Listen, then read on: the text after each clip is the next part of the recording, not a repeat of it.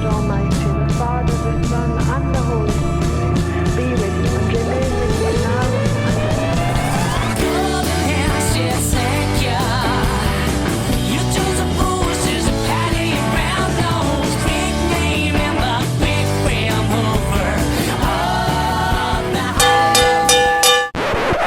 Hi there everyone, Jack here again at the Vinyl Voyage.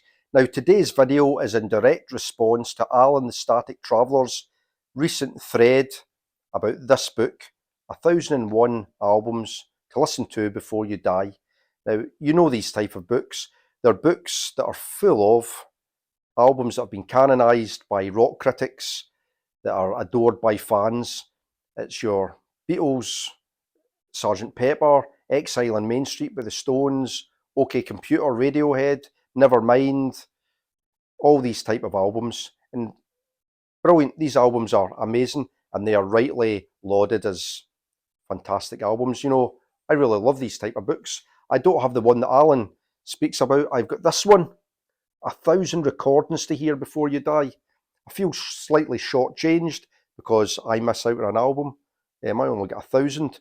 But this book's a little bit different. It's probably got a broader, well, it does have a broader range. This covers more opera, more classical, more jazz, whereas the book that Alan showed is predominantly rock and pop, which would probably appeal to me more because that's what I like. I like rock and pop. But growing up, I did like these type of books. I liked exploring the different genres and these different revered albums.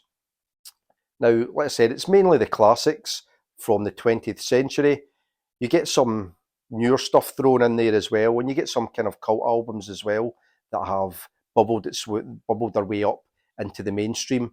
But predominantly, it is your kind of well-known classic rock and pop albums. So what Alan's asked us to do is to show 5 albums that wouldn't look out of place in one of these books that you could add to the 1001 albums to hear before you die, because these books get revised every couple of years and there are new additions and other albums that are no longer maybe in the public consciousness kind of drop out the other side. So showing 5 albums that could make it into 1001 albums to listen to before you die. Easy enough because there's loads of great albums out there. Now the first one that I'm going to choose is an album from a singer-songwriter, an American singer-songwriter, where the singer-songwriter, the artiste leaves everything out there, and it is Warren Zevon's The Wind. It was his final album. He released this in 2003, and it was released a couple of weeks before he died, so he knew that he was about to die. Warren Zevon had been diagnosed with lung cancer as a result of exposure to asbestos, and this album really is about him facing his own mortality, and it's a reflection on the life that he led as well. So it opens up with Dirty Life and Times, which, like I said, is a kind of reflection on how Warren Zevon had lived his life. To say that he liked a tipple would be an understatement. He did like a good drink, and I think he was into substances as well. But yeah, it's a really sad album, a really reflective album. It's very similar, I think, in some ways to Bowie's Black Star. But it's just really surprising that it doesn't appear in the book. You know, there's no Warren Zevon entries. I thought Excitable Boy, his first album from the late 70s, might be in there, but nope, that's not there either. But I think this really deserves a place because, like I said, it does really come from the heart. It's full of integrity and honesty. You know, other songs like Numb as a Statue, he sings about how he kind of feels that he's always been emotionally distant through his life. And then you've got other songs like Keep Me in Your Heart, which is basically the final song on the album, where he sings about what are the lines? Shadows are forming and I'm running out of breath. That's the opening line to it. And it's just about him kind of hoping that family and friends and fans will kind of remember him after he's gone. But yeah, really, really great album, great songwriting, and full of lots of his friends as well who help him out on this album. So, you know, Disorder in the House, he sings a duet with Bruce Springsteen. Ry Cooder plays slide guitar on here. Emmylou Harris and Tom Petty lend a hand. It's really, really great. Really good album.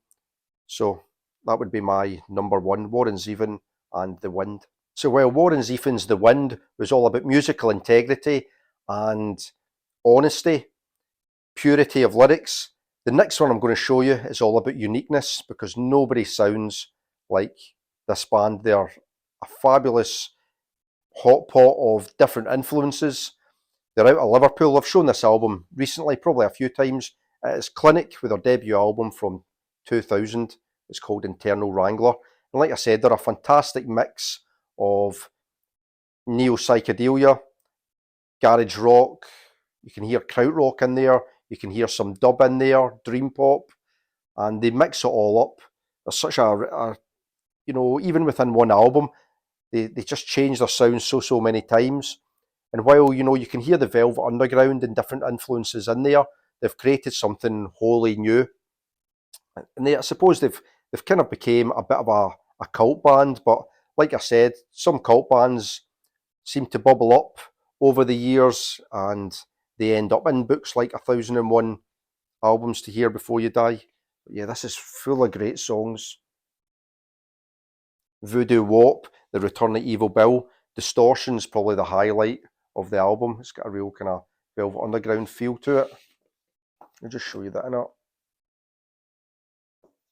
very quickly, because I've probably shown you it all before.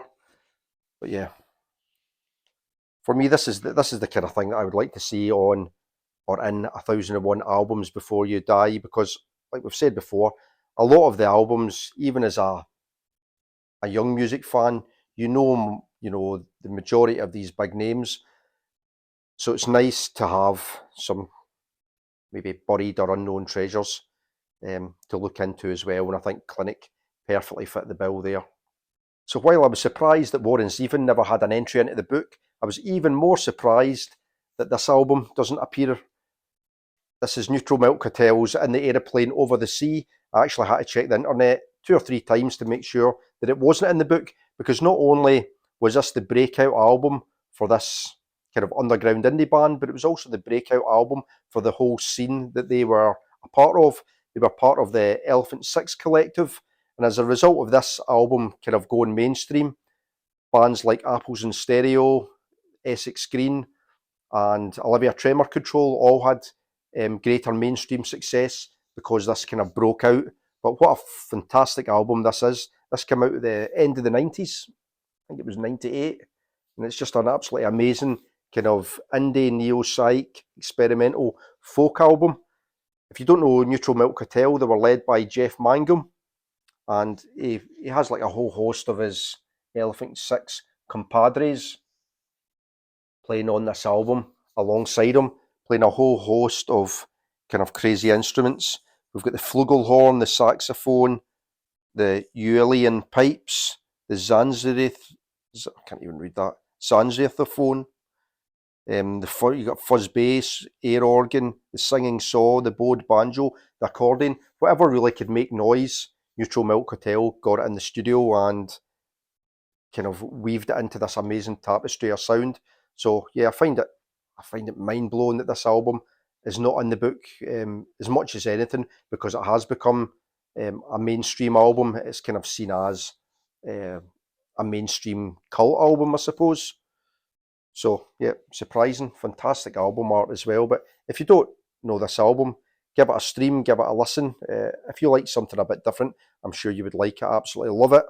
Neutral Milk Hotel and the Aeroplane Over the Sea. Next then we have Comus with their debut album, First Utterance, from 1971. And again, I'm amazed that this album doesn't appear in the book. It's wholly unique. There's absolutely nobody at all that sound like Comus. And while this is a folk album, it's not like any kind of traditional folk album. I've heard it being described as progressive folk or acid folk or freak folk, and I think all of those descriptors would apply, but it's got such a sinister sound to this. The lyrics deal with everything from necrophilia to paganism, and it's a very, very strange, freaky album. Sounds like, you know, the kind of music that you would expect to hear in the Wicker Man soundtrack. But they're also, over the years, been a very inspirational band. Comus, inspirational to a lot of death metal bands. I think you can kind of see that in that album art. So while there's not an electric guitar on here, I don't think there's an electric instrument. They've been, yeah, like I said, exceptionally inspirational to bands like Opeth. I can't remember the name of the lead singer for Opeth, but I know that he's a massive fan. What's their album called? My Arms, Your Hearse is a Comus line, but I think there's in his songs there's a lot of little nods to Comus. Yeah, like I said, they're like a band who don't sound like anybody else. They're I think a 6-piece. There is some electric guitar in here, but flutes, oboes, hand drums. They themselves were inspired by Incredible String Band and the Velvet Underground, I think, where Roger Wooten, the lead singer and main songwriter, they were his main influences. But yeah, just a band that I suppose weren't understood by critics at the time. I think one critic said about Roger Wooten, he said that he sounded like Mark Bolan being squeezed to death. So critics didn't get them at the time. I think now they are getting the recognition that they deserved back in the 70s. In the 70s, David Bowie championed Comus. He was a big fan, and how often was David Bowie wrong? And finally, an album from Scotland is Frightened Rabbit with their second album, The Midnight Organ Fights, from 2008. You'd be hard pushed to find a more honest, raw, emotional album than this one. It's an album that, yeah, when you put into context, Scott Hutchison, the lead singer, taking his own life not too many years after releasing this, the songs on here hit home even harder. It's an album all about loneliness and self-loathing and sex and bad sex and breakups and disappointment and anxiety and depression. I'm really selling it to you. But it's such a, yeah, it's it's not just a collection of songs. It's a whole emotional journey. Starting off with The Modern Leper, which is absolutely fantastic track. There's each song after that just is a journey, I think, in its own right. And I don't mean to sound that in a kind of cliched way. It's just I don't think anything really sounds like this album. It's an indie album. They were a 3-piece band. You know, Scott Hutchison mainly played acoustic guitar. I think it was his brother on drums, and then I can't remember the name of the other dude.